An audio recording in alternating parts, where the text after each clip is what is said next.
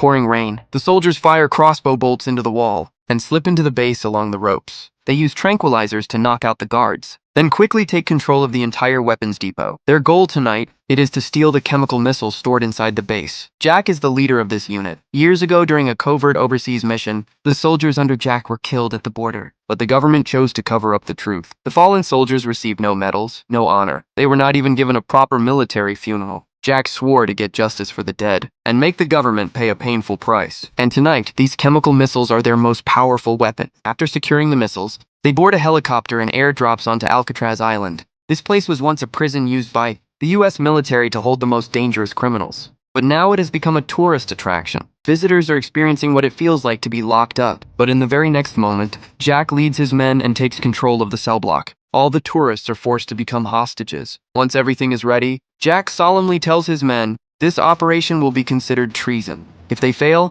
they will face the death penalty. Using hostages and chemical missiles, they plan to demand ransom from the government. Each man will receive $10 million.